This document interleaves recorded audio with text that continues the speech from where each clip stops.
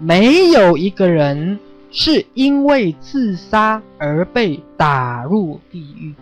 好，我要说的是，赛斯说没有就是没有。好，我们民间常讲有枉死城啦，自杀的人要下地狱啦，对不对？西方是这样讲嘛，东方也是嘛。好，我说没有就是没有，清楚吗？就是没有，因为自杀的人已经受这么多痛苦的折磨才自杀，他怎么会再下地狱？他需要的是被帮助，所以那只是一个劝大家不要自杀的方便说法。各位清不清楚？我一直在讲，自杀的人是要被帮助的人，不是要被惩罚的人，所以自杀的人不会下地狱。各位不会，清不清楚？而且自杀死亡的人不会得到特别的惩罚，不会，因为他需要的是被开导、被帮助。所以我一直在说，赛斯心法就是2个字，叫慈悲。这样明白了吗？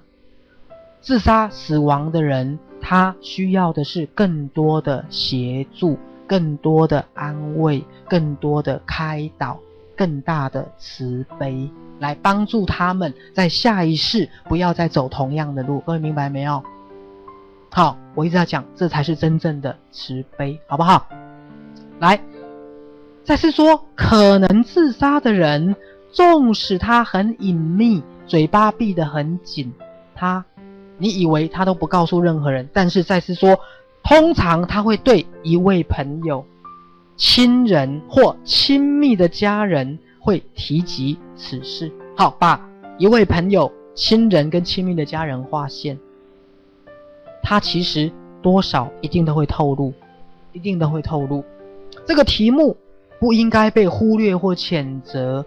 什么叫忽略跟谴责？就是他说了你不知道怎么办，当作没那一回事，这叫忽略，有没有？或是责备他，你要求死囡仔，你是阮对你付出偌济，帮忙你偌济，你竟然今仔日想要死，有没有？先讲一个笑话。有一次不知道，好像我姐姐的小孩子，他是开玩笑还是干嘛？就说我干嘛？我要自杀。然后后来好像我姐姐跟我爸爸聊天讲到这件事，我爸第一句话就说：“嘿，都要来怕，你那人来在讲这个话。”对，我不是说我爸爸是错的，我是说他过去的观念是认为这个应该要被纠正，应该要被惩罚，让孩子知道这是不对的。他的出发点是对的，但是他的教育方式已经不对了。各位明白吗？所以任何人在跟你谈及自杀的时候，第一个，你不要急，不要慌，你不要装作没听到，你也不用在那边恐慌，然后或是责备他，尤其是当你最亲近的人，有没有？因为我们遇到越亲近的人，当他跟你透露有死亡的想法，有时候你会说气话，要死去死，你本来就没有资格活了。就像我最近在辅导一个个案，他在国3的时候，妈妈意外车祸死掉。那昨天我在帮他治疗这一段的时候，他跟我说，那天他妈妈刚好是要去接小狗，像小狗放在人家家还是宠物家，宠物店我不知道，妈妈要去把小狗接回来，他就开玩笑跟妈妈好像讲一句话，你要把小狗接回来哦，小狗如果没有回来，你也就不要回来哦。他就跟妈妈出门的时候讲过这一句话。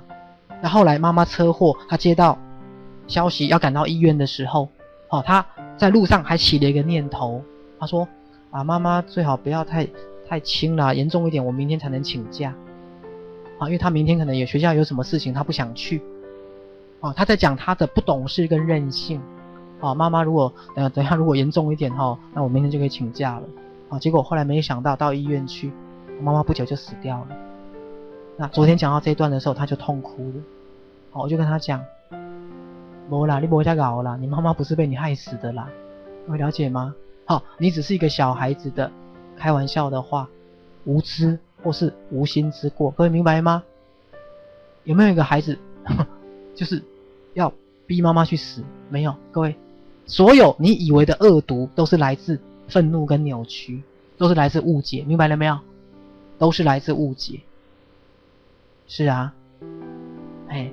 所有很多亲人之间的伤害，各位你记得许师告诉你的2个字叫误解。等一下我们会再继续讲这个误解的这个部分。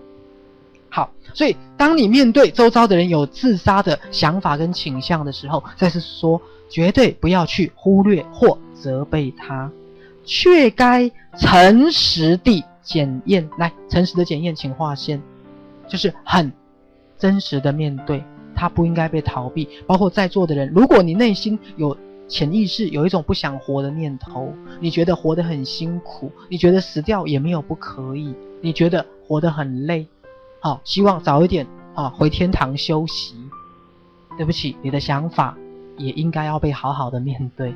各位了解我的意思吗？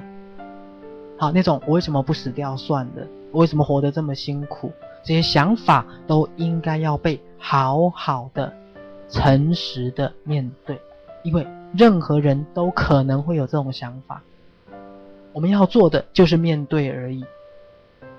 好，等一下我们也会再讲，所有的困难只要愿意沟通，困难就少一半。